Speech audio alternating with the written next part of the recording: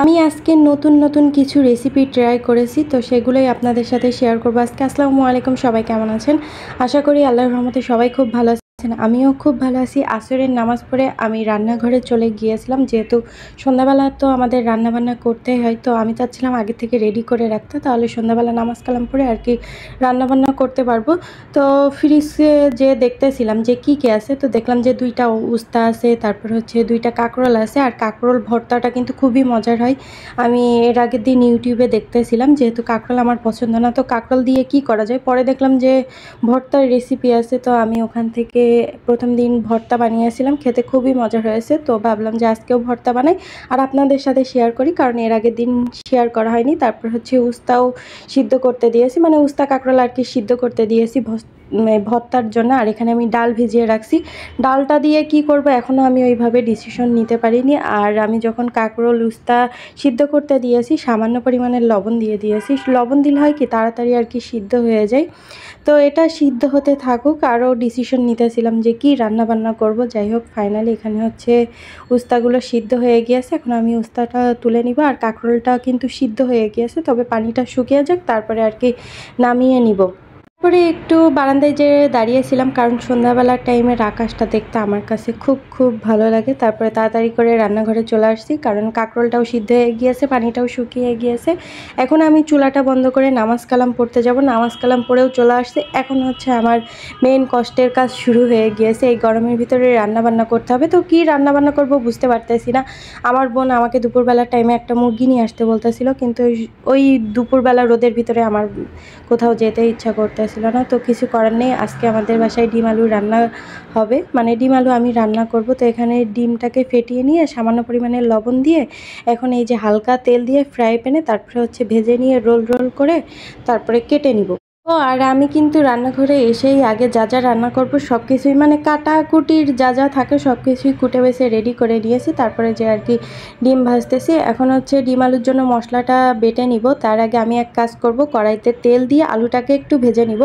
আমি সবসময় চেষ্টা করি তরকারি যখনই রান্না করি না কেন একটু তেল দিয়ে আগে ভেজে নিতে, কেন তা জানি না, আমার কাছে ভালো লাগে।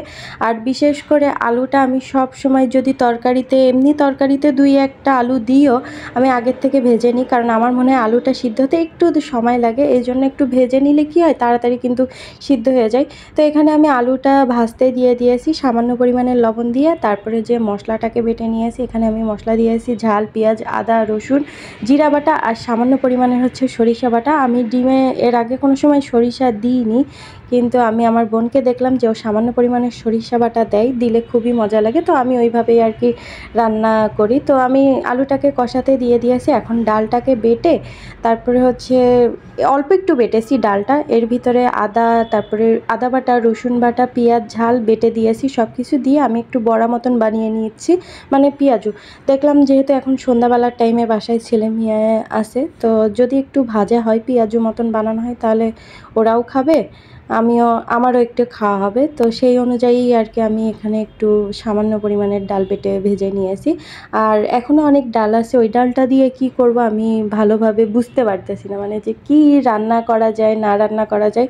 তারপরে অনেক চিন্তা ভাবনা করার পরে ভাবলাম যে আমার শাশুড়ি মা আবার হচ্ছে এরকম ডালের বড়া হচ্ছে রান্না করে তরকারির মতন করে, ওটা খেতে খুবই মজার হয়। তো ভাবলাম ওটাই আর কি রান্না করব। আর ওইদিকে কিন্তু আমি ডিমের ঝোলের পানি দিয়ে দিয়েছি। তারপর হচ্ছে একটু ফুটে উঠলে ডিমটাও দিয়ে দিয়েছি। আর একটু পরেই আর কি নামিয়ে নিলে রেডি হয়ে যাবে। আর নামানোর আগে অবশ্যই আমি গরম মশলা গুঁড়া দিব।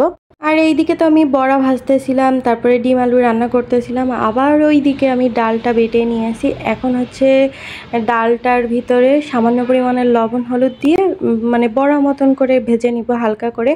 আর ওই বড়া রান্না করার জন্য আমি এখানে ঝাল, পেঁয়াজ, আদা, রসুন, সামান্য পরিমাণে জিরাটাকে বেটে নিয়ে এসি। এখন বড়াটাকে আগে ভেজে নিব। তো বড়াটা ভাজতে ভাজতে ভাবলাম যে এখনও তো ভর্তা করা বাকি আছে, যেহেতু অনেক রাত হয়ে গিয়েছে আমার রান্না করতে করতে আমি যেহেতু সব শিলপাটায় বাটাবাটি করতেছিলাম না, তো অনেক সময় লেগে গিয়েছে। ডিম আলু দেখেন রান্না করা কমপ্লিট হয়ে গিয়েছে।